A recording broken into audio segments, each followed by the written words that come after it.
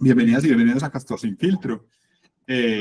Para quienes no me conocen, soy Roberto Ochoa y soy el moderador de este espacio. El tema de hoy es entornos VUCA o BANI, ¿con cuál te quedas? Recordarles que en Castor Sin Filtro tenemos una serie de acuerdos, voy a enumerarlos. Somos un espacio sin guiones, las ideas fluyen de manera natural y espontánea. Respeto y enfoque, valoramos todas las opiniones siempre que se mantengan en el tema de discusión. Participación libre, ya soy puertorriqueño. Participación libre, habla cuando quieras, solo levanta la mano y espera tu turno. Transparencia, grabamos y compartimos nuestros encuentros sin edición para mantener la esencia de la discusión.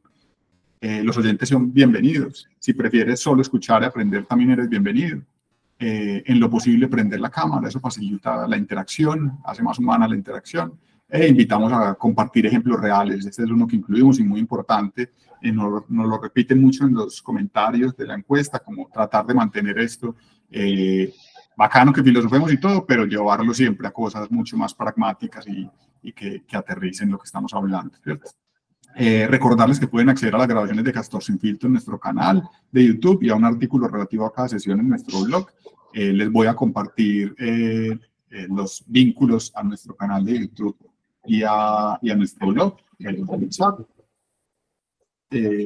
y les voy a compartir también el título de esta sesión para que nos mantengamos en el tema siempre.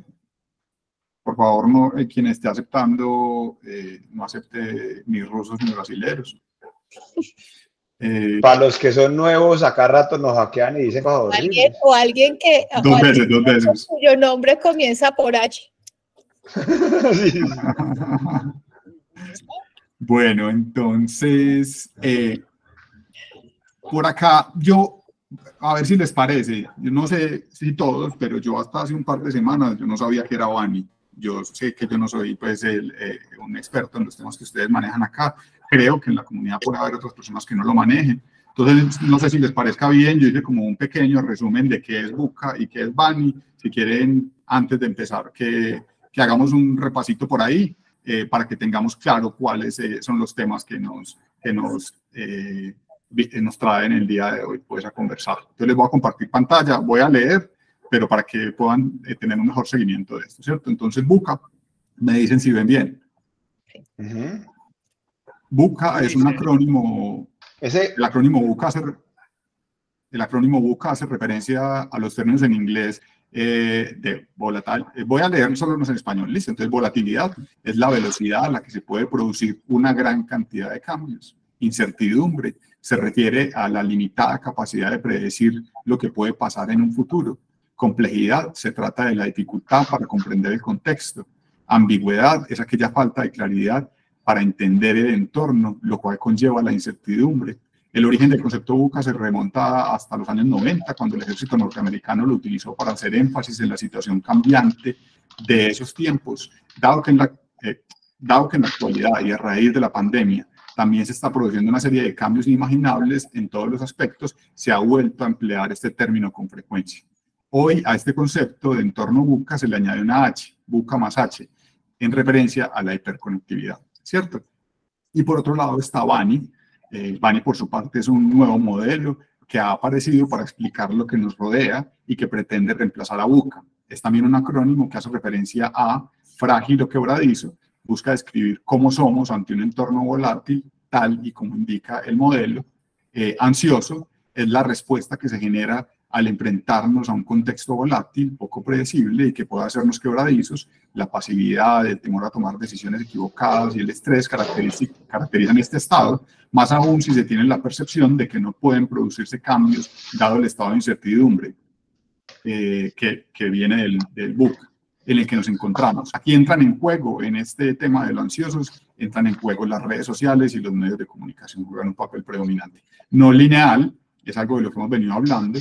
Es esta una forma de intentar explicar que hay una desconexión entre causa y efecto en tiempo y proporción y percepción. Pasamos de la descripción de complejo en el modelo VUCA a una condición no lineal, donde las decisiones que se tomen o el plan que se diseñe no necesariamente va a seguir el curso que anticipamos, pues no hay certeza de que una acción genera una determinada consecuencia.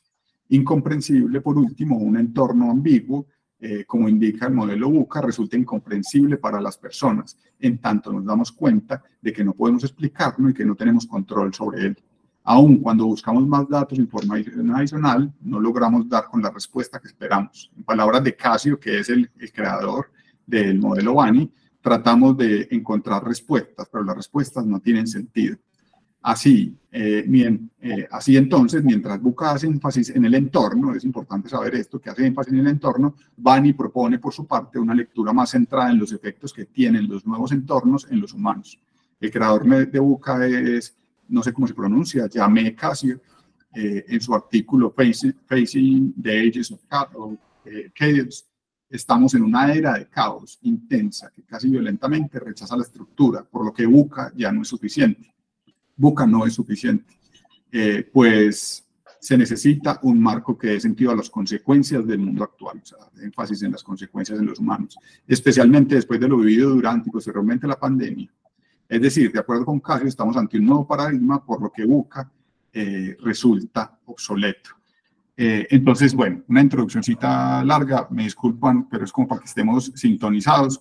Solemos al inicio de Castor Sin Filtro acotar el tema del que vamos a estar hablando, entonces digamos que el nombre nos lo dice, ese contraste entre estos dos términos. Tratamos de dar claridad con esta lectura que les acabo de hacer, pero no sé ustedes qué alcance quisieran darle, o sea, cómo trazamos la frontera de lo que vamos a conversar el día de hoy. 5 minuticos para eso, o si lo logramos definir antes, mejor. ¿Alguien quiere contarnos?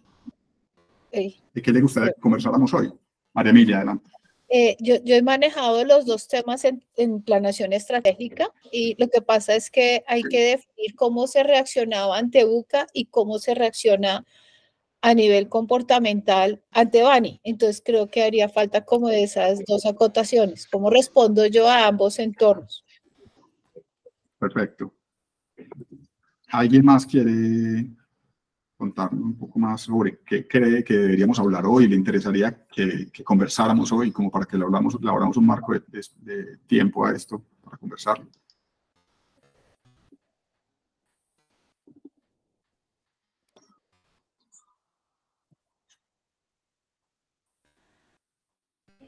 ¿Qué les parece? Les propongo yo pros y contras de cada uno de ellos. ¿Les parece cuál se acomoda más a la contemporaneidad, cierto? Como hacer una discusión de cada uno de los marcos y ponerlos a enfrentarse a ver cuál funciona más.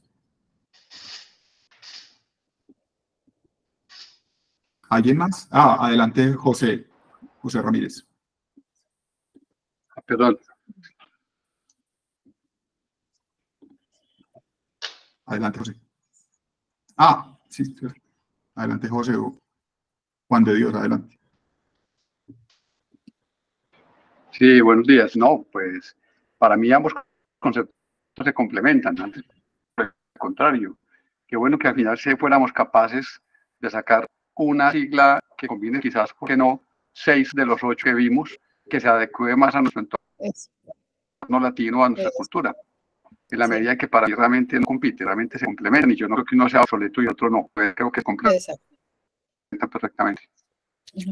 Okay. Yo complemento lo que dijo Juan. No sé si 6 de los 8, no sé qué, sino de pronto que hablemos de cuáles nos aplican por acá, si es que nos aplican, ¿cierto? O no nos aplican, ¿sí? Yo iba a esperar otro ratico, pero no me aguanté.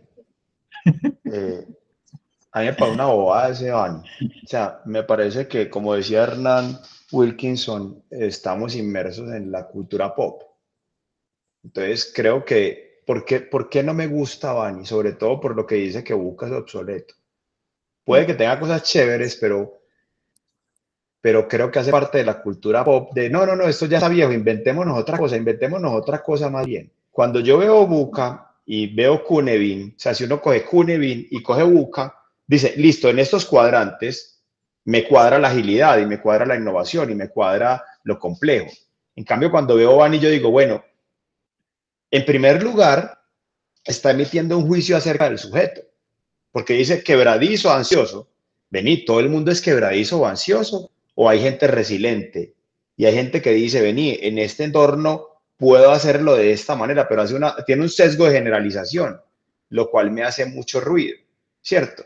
Y cuando dice no lineal e incomprensible, me parece que está de una vez sesgando a que no hay nada que hacer. Mientras que si en el otro digo, tengo un entorno complejo donde puedo aplicar el pensamiento sistémico para ser más resiliente y menos ansioso, estoy yendo hacia la proactividad.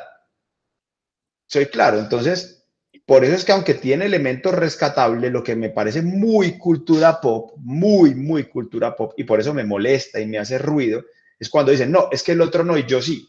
Uy. Me parece que por ahí no es el asunto. Me parece que por ahí no es el asunto. Y ojo, puede tener temas rescatables, pero me parece muchísimo más potente Buca. Hey, Weimar bajó la mano. Weimar venía en turno, no sé si se le bajó porque conversó algo o decidió censurarse. No, me iba a... Dijo sí o no y por ahí se le bajó la mano. Me iba a censurar. No, lo que yo iba a decir es que, digamos que lo que acaba de plantear Juan Andrés nos puede llevar a una discusión bien interesante, pero yo me había pensado la discusión es, ¿y eso para qué sirve? ¿Cierto?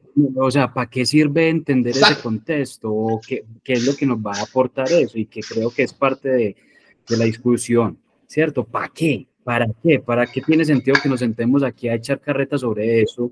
¿Sí? Y me iba a meter mucho, ¿sabes con qué? Pero ya cuando Juan dice lo que dijo, ya me iba a censurar, era porque recuerden que por ahí tenemos una comunidad donde venimos hablando de salud mental, ¿cierto? Y de una u otra forma la caracterización de Bani, lo que nos está haciendo es una caracterización casi que sociológica, ¿sí? De un entorno, tal vez, de salud mental que estamos viviendo, ¿sí? Creo que, mejor dicho, por eso me iba a censurar y me iba a quedar en, ¿qué tal si nos preguntamos para qué? ¿Para qué conversamos de esto? Perfecto, creo que se une con algo que nos había propuesto María Emilia antes, que es cómo reaccionar frente a ellos, ¿cierto? Entonces creo que se unen esos dos. Según eso tenemos como 3 temas a tratar el día de hoy, ¿cierto? Para qué nos sirve o cómo reaccionar frente a ellos, ventajas y desventajas, que se une con otro que decía Lucho, que es cuáles nos aplican y cuáles no. Y otro tema que es buscar un concepto como más sincrético, que podríamos sacar nosotros de los unos y de los otros y sumarlos. Adelante, Jorge. Y ya, digamos, ahí frenamos ahí el alcance y ya empecemos a darle candela al primero, que pienso yo que podría ser ese. Ventajas y desventajas, o cuáles nos aplican y cuáles no, ¿cierto? Como tratar de ahondar en esos dos conceptos, o esos dos. Ok, buenos días a todos. Y lo que, a ver, el tema... Yo me voy más por el lado que propone Juan de Dios y Lucho, y cuáles son los que nos aplican o cuál es la versión que nos toca a nosotros. Lo que sí es, y ahí difiero con Juan Andrés, cuando revisaba yo el concepto de Bani hace un tiempo, no era un tema de que ya no está vigente, sino que la situación o como nos estamos viviendo, como estamos sintiendo es diferente.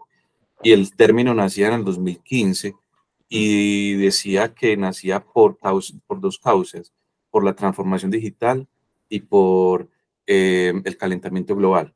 Eso era lo que se leía en el 2015.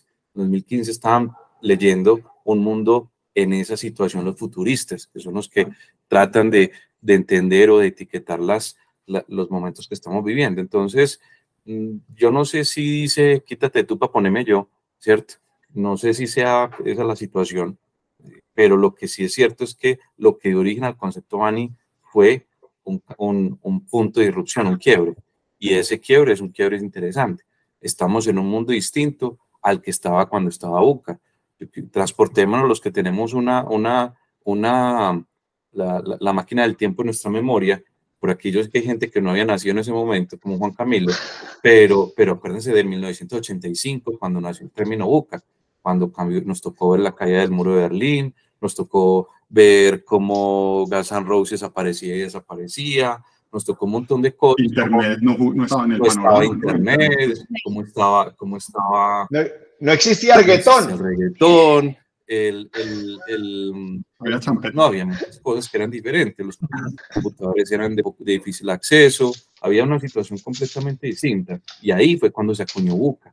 Estuve mucho tiempo con ese término, no estoy diciendo que tal vez no sigamos en VUCA, puede que sí, o puede, como dicen, cuál de las 8 letras nos aplican, pero yo pienso que lo que dio origen, y hay que tener claridad de eso, fue transformación digital y cambio climático, que es otro momento, otro punto de quiebre muy distinto al del 85. Pongo ahí ese comentario.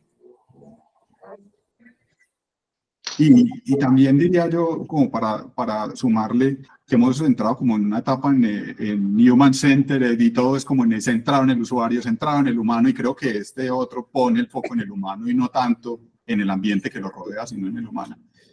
Adelante, Juan Camilo. Gracias, Roberto. Buenas tardes para todos. Sí, digamos que sí me he alineado como lo que está diciendo Jorge, porque finalmente yo veo que Bani viene siendo nos da como una nueva perspectiva, básicamente, ¿cierto? Y no es que deje VUCA de ser, o que VUCA se vuelva obsoleto, sino que más bien para mí es como una evolución, ¿sí me entiendes? Porque finalmente las cosas no quedan estáticas, las cosas van cambiando en el tiempo. Entonces, yo creo que Bani más bien sería como un complemento, como esa evolución más bien de lo que viene siendo VUCA. Adelante, Juan. Yo me remito a lo que decía Weimar ahora que yo lo expuse. Para mí fue un punto de quiebre. Para mí fue un punto de quiebre cuando yo había leído varios libros y Scrum y XP de las trincheras y un montón de vainas. Yo decía, bueno, pero ¿esto dónde aplica? Cuando yo entendí medianamente Cunevin, que tengo claro, complicado, complejo y caótico, entonces al lado izquierdo de los cuadrantes tengo complejo y caótico. Dije, está esto y hay un mundo VUCA, hay entornos VUCA que cada vez son más volátil, incierto, complejo y ambiguo. Digo, la agilidad aplica aquí, en el lado izquierdo del cuadrante. Entonces, cuando hay una empresa, por ejemplo, de manufactura, y tú produces pocillos y tienes una línea de producción y eso es determinístico, o sea, tú no puedes decir, ay, no, yo no sé cuántos pocillos voy a hacer, yo hago tantos pocillos por día y la ingeniería de producción busca hacer tantos pocillos por día. Entonces digo, eso está en el lado derecho. Puede que sea complicado, pero está en el lado derecho. Pero cuando digo innovación, desarrollo de software, eso claramente está más en el lado izquierdo. Entonces digo, aplica más VUCA y aplica el los cuadrantes izquierdos de Cunevin. Entonces VUCA me sirve para eso. Pero yo veo que me dicen, no, es que estoy ansioso y estoy quebradizo y taguea a la sociedad de ansiosa y quebradiza. Y lo que dice Weimar, vení, entonces, ¿como para qué me sirve en mi caja de herramientas? Esa es la pregunta que yo me hago. Entonces, ansioso, o sea, quebradizo y ansioso lo taguea. No lineal, prefiero complejo. Y dice incomprensible. Entonces yo declaro que incomprensible, entonces ¿qué hago? ¿Me voy para una cueva o qué? En cambio, cuando digo en el otro es ambiguo, entonces lo puedo aplicar, que fue algo que me pasó a mí también. Y fue, pucha, el VUCA exige que yo estudie pensamiento sistémico. Entonces me voy para donde Daza y le digo, Daza, ¿cómo estudio pensamiento sistémico? Me pongo a estudiar pensamiento sistémico. Entonces me sirve para mi cotidianidad, pero esto, además de taguearlo, yo no encuentro para qué sirve. Ojalá y aquí podamos disertar para qué sirve. Vine con la ametralladora. Bien. A ver quién le responde. ¿Quién tiene pata por ahí? Adelante, Lucho. Sí, bueno, yo no, por decirlo de alguna manera, no peleo tanto con uno o con el otro. Están allí, ¿cierto? Alguien los acuñó, han hecho estudios, parece que sí, que por ahí es la cosa. A mí lo que me ha interesado, lo que me interesa partiendo de lo que dijo María Emilia de cómo reaccionamos es esto precisamente. Una vez que eso está allí en el ambiente, ¿cierto? Es como cuando hay gripa, hay que tomar algunas medidas. Sí, la gripa está allí, hay que tomar algunas medidas, ¿cierto? No juntarse mucho con quien tiene gripa, en fin, para que no se le pegue, etcétera, etcétera. Así tenemos que ser acá. Y lo que yo creo que pasa es que no lo estamos haciendo bien, ¿sí? Es más, en la mayoría de los casos ni siquiera lo estamos haciendo. Nos llenamos por decirlo vulgarmente, la boca de VUCA y Bani y todo lo que eso significa, sí, pero ¿y a partir de allí qué? ¿Qué hacemos? Por ejemplo, nosotros cuyo tema es el cambio, es cierto, somos agentes de cambio, estamos promoviendo cambio. Oiga, ¿qué pasa? La gente efectivamente está ansiosa y coloquialmente lo decimos por ahí, los viejitos decimos, oiga, pero a mí me dieron rejo cuando era pequeñito y no me enloquecí, no me pasa nada. Quién sabe, ¿cierto? No lo sabemos, ¿sí? Pero a estos niños de hoy no se les puede apuntar con el dedo meñique porque ya, no, es que hay que apuntar es con el pulgar, no con el meñique, ¿sí? No hay que mirarlos de reojo porque decimos ese tipo de cosas coloquialmente por allí, a veces hasta con ignorancia. Entonces, efectivamente, la gente, para hablar de uno de los conceptos de Bani, la ansiedad, sí, el tema de la salud mental que hemos abordado y que mencionó ahora Wilmar y todo eso, ¿qué hacemos al respecto? Por ejemplo, ¿qué hacemos cuando nosotros llegamos a una parte, a un entorno corporativo sobre todo, y le decimos a la gente, oiga, ya no van a seguir trabajando como venían trabajando, ahora las entregas las vamos a hacer cada 2 semanas, ¿sí? Y eso enseguida la gente, eso lo vuelve más ansioso. Por ahí lo discutíamos en Lima, que nosotros como agentes de cambio somos una de las causas, ¿sí?, de riesgo, qué sé yo, de riesgos psicológicos, de estados psicológicos alterados y cosas, porque estamos llevando temas a la gente que de pronto no quieren. No todo el mundo está igualmente motivado, no todo el mundo tiene la misma energía. Entonces, ¿qué hacemos?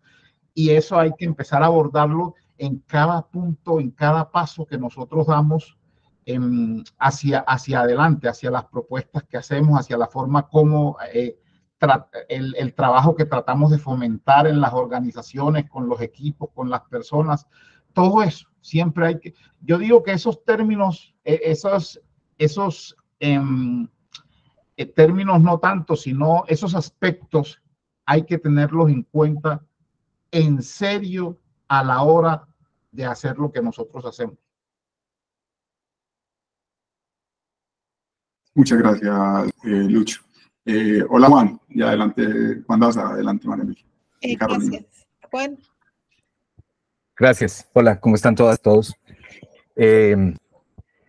Juan, dame un segundito, por favor, que María Emilia venía en la cola antes y luego perdón. Listo. Adelante, María Emilia. Yo quisiera saber, lo que pasa es que yo tengo listo solo 4 diapositivas en donde se compara la forma como se responde a cada uno, pero no sé cómo compartirlo porque no me deja Roberto. Lo tenemos bloqueado para que no nos volvieran a poner porno. Dame... ¿Cómo? Felipe Mejía sabe cómo lo podemos hacer, ¿tiene el permiso? A ver, yo por acá. Sí, ya lo habilito. Gracias. Listo. Por favor. Dale, María. Perfecto, muchas gracias. Ok, entonces, yo voy a hablar sobre la base de lo que acaba de exponer mi querido colega docente. Voy a colocar esto en pantalla completa. Colega Jorge Abad, en cuanto un poquito al contexto histórico del escenario. Es importante entender que todo lo que tiene que ver con posguerra y todo lo que tenga que ver con globalismo lo acuñan en este centro de inteligencia militar que se llama, ¿cómo se llama? De Estados Unidos, el Pentágono. Y uno de los generales del Pentágono fue quien acuñó el concepto de VUCA. Se incrementó obviamente después de la caída del muro de Berlín, porque a partir de ese momento se supone que se acaba el comunismo y empieza una nueva era en las relaciones internacionales. Y aún así comienzan estos microconflictos que de alguna manera impactan globalmente a todas las personas. Entonces, ahí es cuando empezamos a hablar de lo sistémico, y la invitación que yo hago aquí es ver los 2 modelos desde lo sistémico. Entonces, la volatilidad, hay que tener en cuenta esta matriz que aparece acá, en donde qué tanto yo conozco la situación y qué tanto puedo predecir el resultado de lo que voy a hacer, o sea, si tengo visión o no visión y si lo que voy a decidir realmente va a ser sostenible o no. Entonces, desde esa perspectiva comienza el tema de la volatilidad. Cuando hay mucho cambio en la parte de incertidumbre, en la complejidad y la ambigüedad, hace referencia a, puede ser incierto en la medida en que yo pueda saber cuánto sea la situación, pero es que resulta que aunque los medios de comunicación y todo el contexto al que tenemos acceso quisiera conocer más, hay demasiadas fake news y demasiadas alteraciones en la información que hace que la incertidumbre obviamente crezca. Y esto se acrecienta en el escenario obviamente de la pandemia, porque todo lo que sean las teorías conspirativas empiezan a acrecentarse en la medida en que antes los conflictos eran, no, es allá en el Oriente o en el Medio Oriente o es un país en Europa Central. No, ahora resulta que todo lo que pasa en el otro lado del mundo, distinto a América, resulta que ahora ya nos impacta de manera significativa y eso fue un escenario que pasó con la pandemia. Y en este caso, todo lo que está sucediendo en la actualidad también, los análisis económicos que uno ve todos los días y se está generando también nuevamente un escenario de incertidumbre. Entonces, fíjense que yo como lo veo, es que estamos danzando entre los dos escenarios nuevamente. Lo que pasa es que el VUCA hace referencia a temas de complejidad en escenarios de guerra fría o guerra evidente, mientras que el BANI era un escenario en el que no era una guerra, pero porque tenemos que estar confinados y porque tenemos que cuidarnos y porque no tenemos libertad. Ojo que son dos contextos en los que estamos viviendo. ¿Qué es lo que está sucediendo? Se están empezando a integrar y ahí creo que Heimar hablaba sobre, o alguno de ustedes, es que no recuerdo quién lo dijo, en qué momento podíamos sacar de esta integración de dos modelos un nuevo modelo que integre los dos, ¿sí? Exactamente, un híbrido, hacer una especie de híbrido. ¿Cómo se responde al escenario VUCA? Pues obviamente ante la volatilidad, pues conocer exactamente qué visión puedo construir. Pero ojo que la visión en cualquier momento puede cambiar. ¿Eso qué genera? Ansiedad. Entonces nos vamos a Bani. ¿Sí? Luego, ante la ambigüedad, se supone que tengo que entender y analizar las variables en juego, pero ojo, esto es a corto plazo. Ante la incertidumbre, entonces claridad. ¿Qué decisiones sí puedo tomar de manera clara o qué información debo tener para darle sentido al caos? Ojo lo que estoy diciendo, darle sentido al caos, no rehuirle al caos, porque el caos en todos los escenarios de la historia, señoras y señores, ha existido, porque el ser humano internamente tiene momentos de caos. Y eso se proyecta en los vínculos y en las relaciones con los demás. Y ante el otro escenario, que es la ambigüedad, pues está el agilismo, que ahí es cuando retoma un poquito el escenario de la adaptación, la constante adaptación a los distintos cambios que hacen las distintas organizaciones y que le da un poco sentido al renacer o al nacimiento del movimiento ágil y del mindset ágil en el año 2000 a cargo de sus queridos colegas los ingenieros de sistemas. Ahora, aquí pues obviamente dicen que se está pasando del VUCA al BANI. Yo entendería que lo que pasa es que esto era un contexto histórico y este fue un nuevo contexto histórico, ¿verdad? Porque pasamos de un mundo complejo, ambiguo, a un mundo caótico y por eso le hace sentido a lo que habla Juan, Andrés, de mirar el CANEFIN, porque el CANEFIN sí mira el escenario caótico que no miraba esta parte del VUCA. Entonces ahí complementa un poquito de qué podemos hacer nosotros aun cuando estamos en el caos y poder simplificar esas variables que están en el caos para poder comprender y actuar. ¿Qué ocurre? Que como a todo el mundo ya nos tocó, que no eran unos escenarios aislados de conflicto, sino que ya el conflicto llegó a nuestra casa, entonces todos nos sentimos frágiles, ansiosos y no comprendemos la razón por la cual nosotros estamos en ese contexto. Ante esta situación surgen entonces las maneras de responder a cada uno de estos escenarios ante la fragilidad. Tiene que ver con la resiliencia, el poder acostumbrarnos a gestionar el cambio y a entender las nuevas formas de trabajo, como es el caso del teletrabajo o el trabajo remoto, etcétera, etcétera. Entonces ahí viene todo el proceso de adaptación a los nuevos escenarios laborales. Luego viene cómo respondemos a la ansiedad a través de la empatía, a través de los escenarios de seguridad psicológica, los cuales también se abren en el mundo del agilismo. Hablar de que las personas son en el centro, lo decía Juan Andrés. Hablar del diseño centrado en el usuario y en la información en la nube, siempre y cuando no sea atacada. Luego viene la no linealidad, es la visión, ojo, sistemática y adaptativa, con lo cual habría que proponer nuevamente la integración de estos dos escenarios en cuanto a la gobernanza de datos y al concepto de organización exponencial. Y ante la incomprensibilidad, entender que es importante el trabajo colaborativo, la transparencia, la formación clara, y ahí es cuando viene todo este escenario del agilismo y las metodologías, los OKRs, el hecho de que la gente empiece a trabajar desde objetivos claves de resultado, ingresa todo el tema de liderazgo ágil y coaching de equipos, a poder generar conversaciones como las que estamos sosteniendo en este momento, conversaciones variadas desde varias perspectivas en medio del respeto y la consideración. Entonces, esto es como lo que quería mostrarles a ustedes y nuevamente estoy de acuerdo en que hay que integrar las dos. ¿Cómo lo vamos a integrar? Sería una nueva paradigma de la forma como respondemos a los entornos. Muchas gracias. María Emilia, muchísimas gracias por toda esta información. Creo que por lo menos a mí me aclara un montón de cosas. Bacano, si nos la comparte, sería bacano incluirlo en el artículo que hagamos o algo así. Yo igual ya le tomé unos screenshots, pues, pero bacano, sí, luego hablamos con Lina. Juan Daza estaba en cola y creo que se le bajó la mano porque alcanzó a hablar un poquito, entonces me disculpas, Carlos, le doy el turno a Juan Daza y luego seguimos. De acuerdo. Gracias. Y gracias, María Emilia, me encantó lo que compartes. Yo quería solo, y no quería hacerlo desde un lugar como de resistencia, ni más faltaba, solo que quería contarles que a mí ya los dos términos no me hacen sentido. Me costó, me sirvieron mucho al principio, digamos que cuando empecé a oírlos hace un buen tiempo ya, y los empezamos a mover en talleres y sobre todo con la lógica de Management 3.0 y servían para ciertas cosas, me hacía mucho sentido porque era una estrategia muy táctica de explicar una situación que yo veía difícil de contar, pero sentía que se estaba quedando corta en una cosa que a mi parecer era más grande y más fuerte.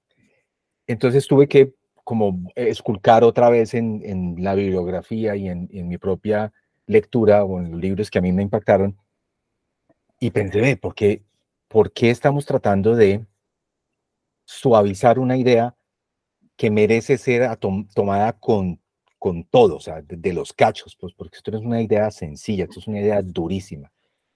Y claro, está esta lógica de darle masticadito al cliente todo, ¿cierto? Es que el vicepresidente no piensa, entonces me haces el favor y me lo conviertes en una PPT para que entienda.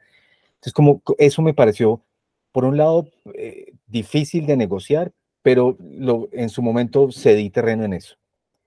Como ya hemos pasado ciertos umbrales y el concepto de pensamiento sistémico está cada vez más cómodo de hablarlo y podemos decirlo de manera más amable y ya no es tan ajeno, y como ya gracias a autores que han hecho el trabajo, incluido los colegas que están en este espacio o el mismo libro de Salazar Yusti, ha ayudado a que tenga cierto movimiento, ciertas ideas, yo creo que es hora de recuperar un libro hermosísimo que es la obra, digamos, más conocida o clásica de las revoluciones científicas de Thomas Kuhn. Y lo dijo Mari al final un poco como esa palabra mágica que lo utiliza. Thomas Kuhn en los 60 publica un libro que es La estructura de las revoluciones científicas y ahí mete un concepto que es paradigma. Y él dice, el sistema empieza a empujar una idea y ya no aguanta más y pasa una bisagra, o sea, rompe un momento, y cuando rompe el momento, un nuevo paradigma aparece. Antes de eso, yo estoy en un paradigma anterior. VUCA es una forma de ver el paradigma. O sea, entiendo este concepto. Entiendo la vulnerabilidad que nos genera la incertidumbre, la volatilidad, tal, o sea, lo entiendo. Pero lo que está de fondo es un paradigma más duro. que los firmantes del manifiesto lo dijeron, y es, no podemos seguir trabajando así. Y esa parte a uno se le olvida, porque uno cree que es mejores formas de hacer software. No, lo que ellos estaban diciendo en el fondo era, tenemos que reinventar la manera de trabajar. Y ese paradigma que es, no podemos trabajar como veníamos trabajando, es muy grande, porque es, el liderazgo va a cambiar, el poder va a cambiar, la economía va a cambiar, la manera en que usted va a hacer cosas va a cambiar. Todos sabemos que hay un elefante paseando por todas las organizaciones, que es el mundo pensional. Eso va a ser una crisis de un tamaño, pero inmenso. Y ahí está el elefante y nadie lo quiere señalar y decir, y le ponemos términos y todo, pero no va a haber plata para las pensiones. Muy pocos países lo van a poder hacer, pero no va a haber plata para eso. Y ese drama está ahí, apresionadito, guardadito, porque no queremos mover esa sábana, nadie la quiere sacudir. Entonces, Thomas Kuhn dice, y no quiero pues hacer una historia de Thomas Kuhn, ni mucho menos, pero hay que tener en cuenta que hay una revolución científica, y es, paso de un momento normal, y ya cuando tengo suficiente información, mi cerebro me acepta un nuevo concepto, que es un nuevo paradigma. Entonces, la revolución científica clásica que, digamos, que nosotros no teníamos tan presente, el ADN. Antes del ADN, habían autores, y no solo autores de la divulgación científica, que decían, no me cuadra esto, aquí debería haber algo que resuelva este problema. Y otro investigaba, hasta que, ¡pum!, hay una revolución científica y aparece el ADN. Hoy ya ADN hace parte de es más, el ADN de la marca. O sea, ya el ADN es un término normal entre nosotros. Fíjense qué pasó con las vacunas. Estas vacunas tienen split de ADN y voy a hacer algo nuevo. Crisis. ¿Cuál es la crisis? Nos van a meter un microchip. Van a meternos el demonio. Ahí va a venir alguien y nos va a controlar la mente, porque entonces, ¿cierto? Entonces, ahí uno dice, hay una nueva crisis, y el nuevo paradigma, que es edición genética, no estamos listos para él, porque nos tomó 100 años masticar el otro. Entonces, lo que yo estoy viendo aquí es que hay que estar muy atentos a cuál es ese paradigma que todos nosotros lo estamos negociando. Yo cada vez que voy a un Ágiles le pongo cuidado al paradigma, que se está moviendo en términos de energía de información, para saber para dónde estamos yendo, para dónde se está moviendo esto. No porque sea una oportunidad de mercado, sino porque quiere decir que puede que nosotros ayudemos a que esta bisagra se mueva y que llegue un nuevo paradigma que no ha querido llegar. Por ejemplo, en una de estas maravillosas charlas de Castor Sin Filtro, uno de esos no filtros es la planeación estratégica. Para mí ese es un paradigma que no aguanta más de 2 años, no aguanta más de 2 años, ya está ahí en la puerta, ya está todo el mundo diciendo esto no sirve, esto no sirve, esto no sirve, y va a haber una crisis tan grande que haga que ¡pum!, pase a otro.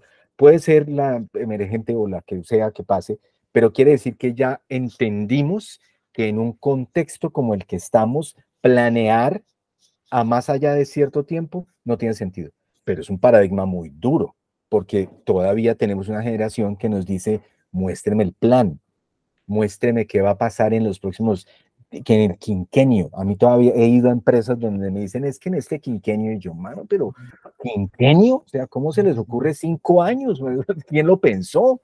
Entonces, como esas lógicas están todavía luchando, nosotros hacemos las veces del intermediador del paradigma que se está asomando. Y ahí hay un tema ético. ¿Alimento la pita de atrás? O sea, ¿mantengo el paradigma viejo? ¿O me paro en el paradigma nuevo y digo, me la juego, esta vaina va a cambiar y vengo con unos modelos y traigo esto y traigo esto?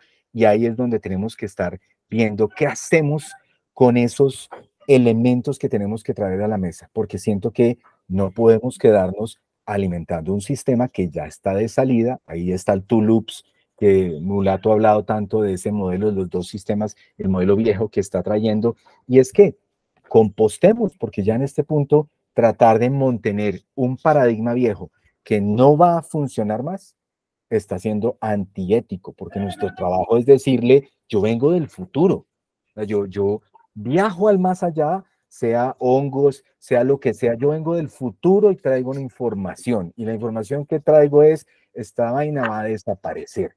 venga, le ayudo a que vaya. Ese es, creo que por lo menos es lo que yo estoy haciendo en este momento. Estoy tratando de meterlo por otros lados, tratando de sumar disciplinas, de ahí la biomimética y todo lo demás que estoy muy metido mirando a ver cómo le ayudamos al líder a que no se aferre de una idea, que no la coja y que no sea nuestro trabajo reducírsela, sino decirle, mira, es que esto no es la primera vez que pasa. Ha pasado en los últimos 14.000 años infinidad de veces. La Tierra plana, ya no fue plana, pero tuvieron que morir mucha gente, o sea, mataron a muchos por la idea de que la Tierra ya no era plana, pero lo logramos. Otros, y cada uno de esos pues hay unos heridos en ese cambio de paradigma, y siento que ahí es donde tenemos que empezar a conversarlo. Gracias. Gracias, Juan. Sigue Carlos, adelante. Les pido que seamos un poquitico más concretos para que más personas puedan participar. Adelante, Carlos. Sí, sumando a lo que plantea Juan, yo les pasé un link de algo que me resonó un poco pensando similar a como Juan estaba abordando el tema, que yo veía que estas propuestas de aplicar una claridad, una visión, un entendimiento, es como traer esos elementos que nos permiten controlar el buca.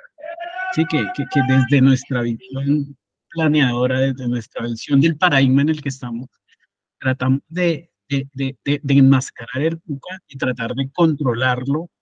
Y entonces yo veía artículos que decían las píldoras para el buca son, y para el buca trabaja con este modelo, y eso nos genera un banning. ¿Por qué? Porque ese modelo no lo podemos controlar o entender desde la visión del paradigma que tenemos actualmente. Y yo que les pase que es muy pequeño, es una imagen, para que abracemos realmente esta situación, para que seamos conscientes de que es donde tenemos que vivir y que las herramientas que teníamos para vivir en el modelo taylorista ya no aplican y que tenemos que traer nuevas herramientas de trabajo. ¿Y cuáles son esas herramientas de trabajo que yo planteo?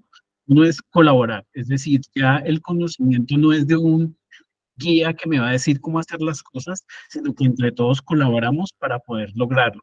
Lo otro es tener unos niveles de abstracción que el pensamiento sistémico nos lo permite. Es decir, empecemos a abstraer qué realmente se puede definir como consenso sobre lo incierto, porque siempre va a ser incierto, porque siempre va a haber un punto de vista que lo vea diferente. Lo otro es, para esa abstracción tenemos que desarrollar capacidades de observación. Entonces tenemos que ser capaces de confrontar lo que observamos contra lo que nos dice otro para saber si estamos observando lo mismo. Y lo último es realmente generar espacios de sostenibilidad, de ser sostenibles con lo que decimos en términos de consenso. ¿Por qué? Porque en la medida que nosotros como organización, como equipo, como familia, como personas, tengamos sostenibilidad en lo que creemos, vamos a poder convivir con ese mundo buca. Muchas gracias, Carlos. Acabo de compartirles por el chat un link para que nos ayuden, por favor, diligenciando la encuesta de satisfacción y que nos digan en qué creen que podríamos mejorar o cómo sienten que están las pláticas. Es importante para nosotros saber qué sienten respecto a esto. Y sigue Weimar, adelante.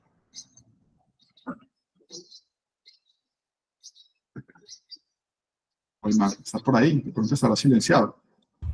Hola, acabo de poner dos frases ahí en el chat de Edgar Morán, del último texto que Edgar Morán escribe. Recuerden que Edgar Morán es el padre de la complejidad, aún está vivo, sigue publicando, lo sigo en Twitter, se los invito a seguirlo. Pero con lo que decía Juan y con lo que nos invita a esta charla y con la pregunta que empecé invitando a que tuviéramos una discusión, era el para qué. Y el para qué de estos frameworks, de estos modelos, de estas formas de ver el mundo, simplemente son lentes que nos permiten tener una forma de observar el mundo. Y cada uno de los paradigmas, de los modelos, de los frameworks, nos dan una posibilidad de entender lo que estamos viviendo. ¿Sí? Cuando Juan nos lleva a preguntarnos, yo lo hemos venido conversando y decimos es que ahora tenemos un paradigma emergente.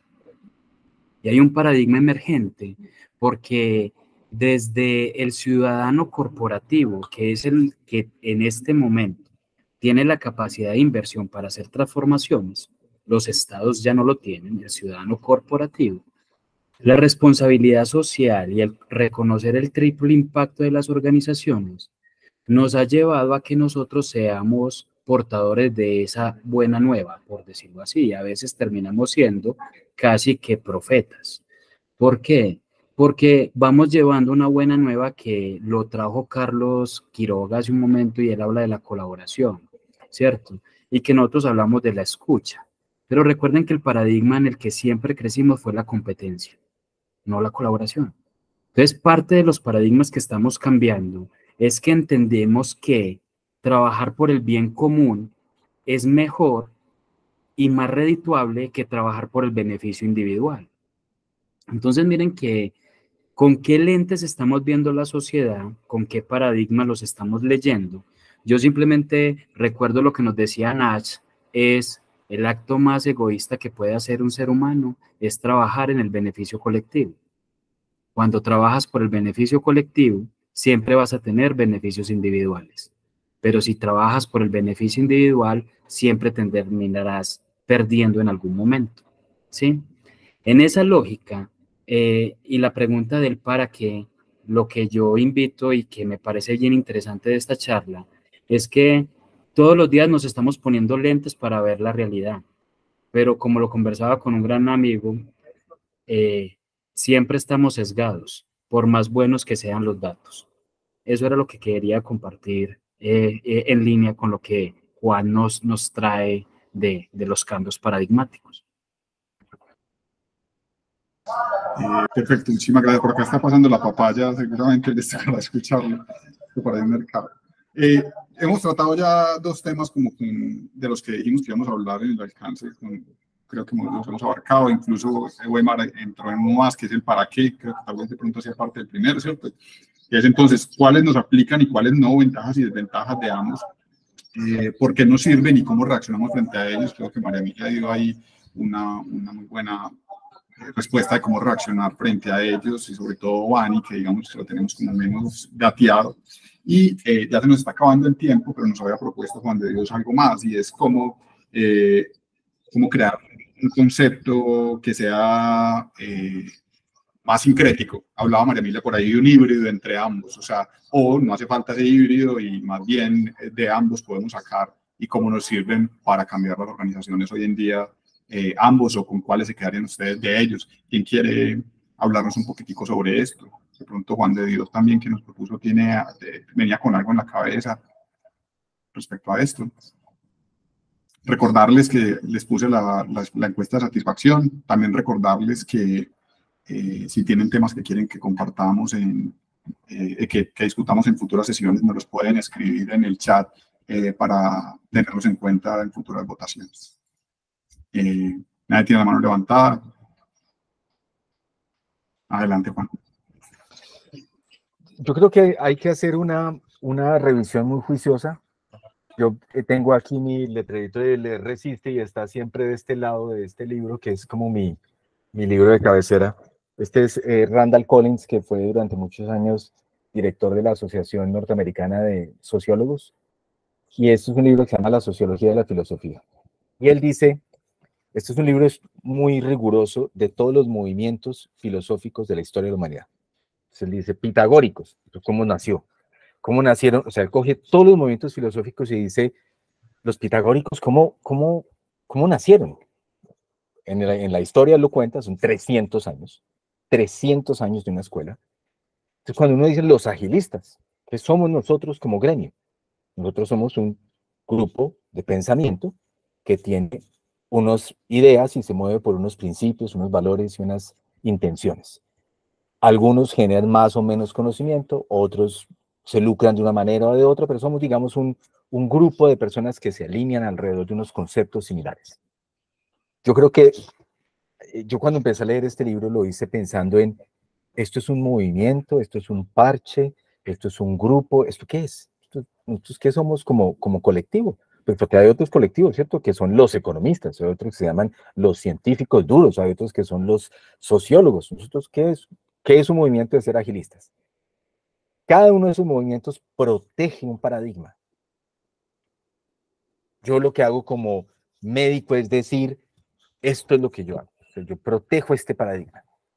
Cuando aparece alguien dentro de la misma disciplina que está sugiriendo algo distinto, que ha pasado, ¿cierto? En la medicina todo el tiempo pasa.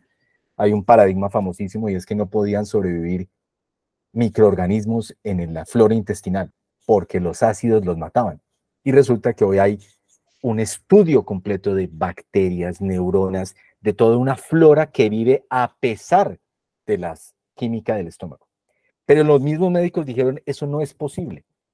Y hay estudios donde decían, además, una cosa loquísima, en un periódico, en una revista famosísima en ciencias que se llama The Lancet, aparecía una foto y en la foto se veía a los animales vivos en la flora estomacal y toda la comunidad científica decía, eso es un organelo, esto no es una bacteria, eso es no sé qué. Cada uno lanzaba su teoría, hasta que alguien armado de ciencia hace la prueba y dice, pues no, son bacterias y están vivas a pesar de nuestro paradigma.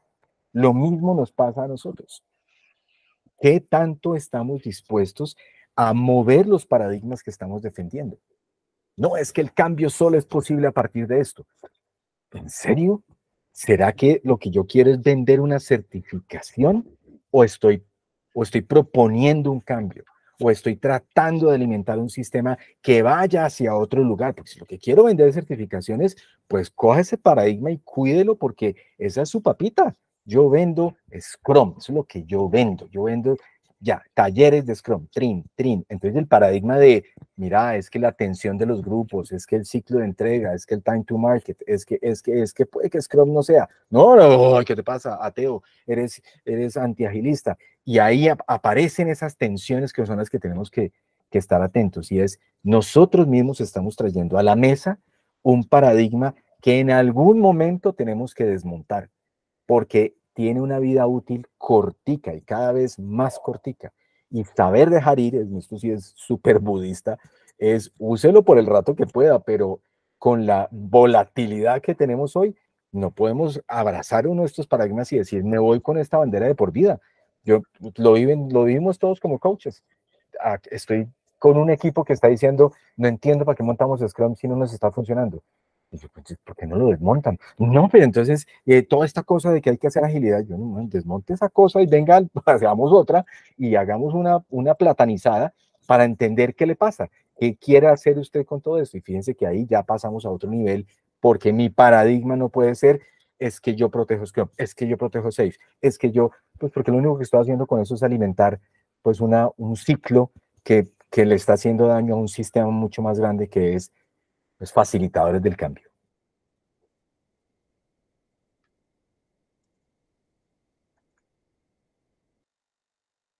Roberto está en silencio. Qué pena con ustedes. Muchísimas gracias, Juan. Ya van siendo las 2:27. ¿Qué les parece si les comparto la encuesta para ver qué tema tratamos en nuestro próximo Castor Sin Filtro? Y mientras tanto, mientras vamos votando, podemos ir sacando algunas conclusiones o con qué nos quedamos de la conversación del día de hoy, que rescatamos. Les comparto el link y si alguien quiere, mientras tanto, aportarnos con las conclusiones, o pueden ser varias personas, adelante. Yo solo quiero, bueno, María Emilia levantó la mano, pero lo mío es muy corto a propósito de lo que decía Juan sobre paradigmas. Yo solo quiero invitarlos a que nos adelantemos, como decimos por allí, nos adelantemos al futuro, ¿cierto? Y desde nuestra idiosincrasia, desde nuestra cultura latinoamericana, colombiana, paisa, en fin, rola, como queramos, ¿cierto? Miren, tengo que decirlo yo porque no lo va a decir nadie más. Está el Lean Business Agility Model de Jorge Abad, que yo le estoy ayudando a coevolucionar, el Lean Product Discovery Framework, las historias de usuario Carpo. Es cierto, son temas que nosotros hemos ido proponiendo por ahí en el entorno, sí, y queremos que todo el mundo siga las mismas ideas. Eso está pensado con nuestras necesidades, con nuestras heridas de guerra. Y creemos que por allí es el camino, ¿sí? Porque como decía un amigo a propósito, un amiguísimo de Jorge Abad, que él mismo echó de un grupo por ahí, lo anterior ya no sirve. Entonces, nosotros no vamos a decir eso, pero decimos, esto lo estamos pensando nosotros aquí. Así que es muy importante que nos adelantemos un poco al futuro en ese sentido. Gracias, Lucho. Adelante, María Emilia. Y voy a compartirles pantalla. Yo invito en esta visión humanista que nos acaba de describir Juan Daza, porque es una visión tremendamente humanista, es no ver las cosas como que es bueno o es malo, como que esto es lo que funciona y lo que no, porque esa mentalidad maniquea es lo que nos ha marcado durante muchos siglos. El hecho de que tú tienes la verdad o tú tienes la razón y yo, entonces hay un modelo y entonces este modelo resulta que ya no sirve y entonces hay que, no, yo pienso que hay que retomar las cosas que sí han funcionado, retomar las lecciones aprendidas de las crisis pasadas, retomar ese aprendizaje de los abuelos, de lo que para ellos significó vivir su momento y su época, porque la historia se repite, la historia es cíclica y se repite una y otra vez. Y es la invitación a conversar de una manera más tranquila, sin prejuicios, a juzgar menos tal vez, y hacer ya comprender la nueva realidad y dejar de lado los esquemas que definitivamente ya no funcionan. La invitación mía, porque desde la historia que he estudiado durante toda mi vida, me ha enseñado es que las cosas que vamos a vivir o estamos viviendo no es la primera vez que las vivimos, simplemente quienes y esto es una perspectiva darwinista, quienes han logrado superar esos avatares y cambiar ese mindset de perspectiva de mundo son quienes han sobrevivido. Entonces es como la invitación a ser más integrales e integrar la realidad en vez de juzgar o opinar si esto es bueno o es malo. Gracias. Muchísimas gracias, María Emilia. Adelante, Juan Andrés. Estamos ya sobre el tiempo, son las 12:31, así que les pido a ambos que sean muy concretos. Somos 18 personas y han votado 9. Les pido a quienes no han votado que por favor lo incluyan. Yo solamente quiero decirles algo muy íntimo, y es que yo como gerente de Castor, a mí me viven midiendo de vida y a veces digo, hijo de madre, que este Castor sin filtro, ¿qué plata da? Y hoy digo, no importa que no dé plata, hijo de madre, aquí estamos aprendiendo. O sea, quiero darles mis agradecimientos porque finalmente no es un medio, es un fin. Básicamente vivo para esto. O sea, qué felicidad poder compartir debates como este. Esto es lo que enriquece la vida en profundidad. Solo quería hacer como una acotación muy corta, pensando en Lucho Salazar, que pues es amigo, escritor, poeta, literato. Piensen en el daño que le hizo a la escritura el boom latinoamericano. Durante años, Latinoamérica no podía sacarse el realismo mágico. Todo tenía que ser así. Era Gabriel García Márquez, Cortázar, Vargas Llosa, Carlos Fuentes. Ese era el paradigma. Y hasta que llega un autor y dice, me largo con eso, a mí no me sirve eso para nada. Yo vivo en la calle, yo no vivo en Macondo, yo vivo en Chapinero. Y el drama es este. Y sacudirse de eso, no se imaginan lo que fue. O sea, que lo que nosotros creemos que daba platica, que era el realismo mágico, que era esa manera tan prosopopéyica de hablar y de adjetivizar todo, en el fondo le hace daño. Entonces hay que también estar atentos a cuándo me sacudo de esto, porque le puedo estar haciendo daño a un sistema que necesita otro airecito. Gracias. Súper bien. Entonces, creo que no hay más manos levantadas, ¿o sí? Ya. Entonces, ganó por esto estuvo cabeza a cabeza, ganó por un voto. Es necesario cambiar la estructura de la organización para adaptarse a los cambios del entorno. Ese será el tema de nuestro próximo Castor Sin Filtro. Agradecerles por participar de esta conversación. Queremos además invitarlos a que se suscriban a Castor Comunidad para participar en eventos como este, recibir contenido de calidad y conectarse con una red de personas apasionadas por la agilidad y el desarrollo de productos digitales y la evolución digital. Les voy a compartir el vínculo para que se inscriban a quienes aún no estén. Además de esto, también queremos invitarlos a que conozcan más a Castor. Les voy a compartir el vínculo a nuestro Linktree. Ahí pueden encontrar varios vínculos que les van a permitir conocer más a Castor. Y pues bueno, este espacio es posible gracias a Castor. Somos una empresa que conecta tu estrategia con la tecnología de servicios, con servicios de desarrollo de software, experiencias digitales, formación y consultoría en agilidad y evolución digital. Muchas gracias a todos y todas por participar.